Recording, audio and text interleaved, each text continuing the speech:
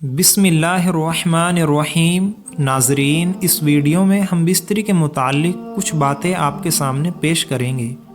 محترم ناظرین، حضرت جابر بن عبداللہ رضی اللہ تعالیٰ عنہ نے فرمایا، یہودی کہا کرتے تھے کہ جو کوئی پچھلی طرف سے عورت سے اگلی جگہ میں مباشرت کرتا ہے اس کا بیٹا بھینگا پیدا ہوتا ہے۔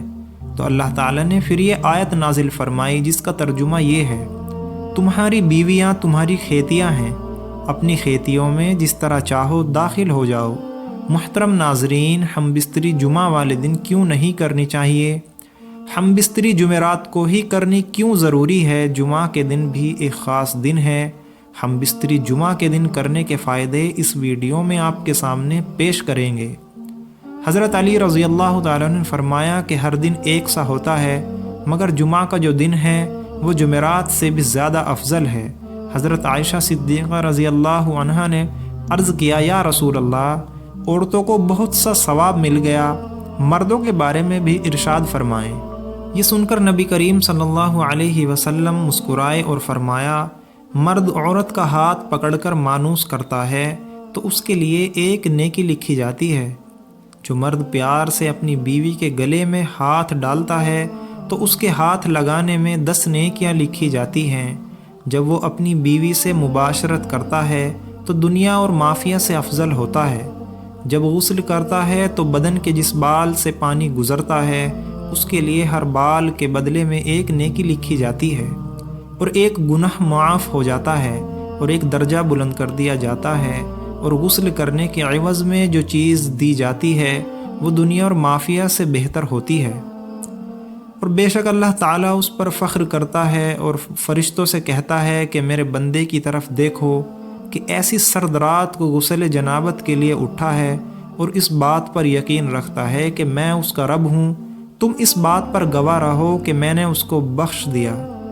جمعرات اور جمعے کے دن ہم بستری اور غسل کرنے کی ترغیب اس لیے دی گئی ہے کہ مردوں کو نماز جمعہ کی ادائیگی کے لیے جامع مسجد جانا ہوتا ہے، تاکہ آتے جاتے کہیں نظر پڑنے سے طبیعت میں کسی قسم کی شہوت پیدا نہ ہو، اور خواہش نفس سے اطمینان ہونے کے سبب نماز اور خطبے میں دل جمعی حاصل ہو جائے۔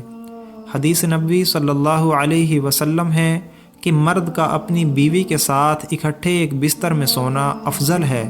ہو سکتا ہے کسی ایک کو عذر ہو، اس لیے مقصد ہم بستری کرنا نہیں بلکہ بیوی کے دل کو خوش کرنا ہے۔ بیوی کے دل کو خوش کرنے کے لیے ایام کے دنوں میں بھی اس کے قریب ہو جانا گویا انبیاء علیہ السلام کی سنت ہے۔ بیوی سے ہم بستری جمعہ کے دن کی بنسبت رات کا وقت زیادہ اچھا ہے، اور اسلامی مہینوں کے پہلے 15ویں اور آخری رات کے علاوہ بقیہ راتوں میں ہم بستری کرنا چاہیے، کیونکہ روایات سے معلوم ہوتا ہے کہ 3 راتوں میں شیاطین زمین پر زیادہ پھیلتے ہیں، اور ہفتے کے اعتبار سے جمعہ کی شب میں۔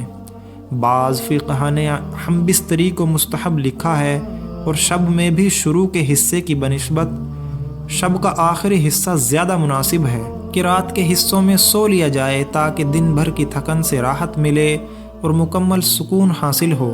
اور ایک فائدہ یہ بھی ہے کہ رات کا تھوڑا سا حصہ جنابت یعنی ناپاکی میں گزرے گا، البتہ رات کا اتنا آخری حصہ بھی نہ ہو کہ پھر دوبارہ آرام کا وقت نہ رہے، کچھ دیر اس کے بعد میں آرام کر لینا چاہیے۔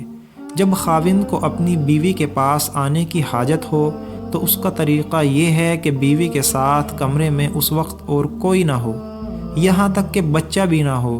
وہاں اگر بچہ سویا ہوا ہو تو کوئی حرج بھی نہیں۔ شریعت نے میاں بیوی کو اختیار دیا ہے کہ وہ دن میں یا رات میں کسی بھی وقت میں ہم بستری کو سر انجام دے سکتے ہیں۔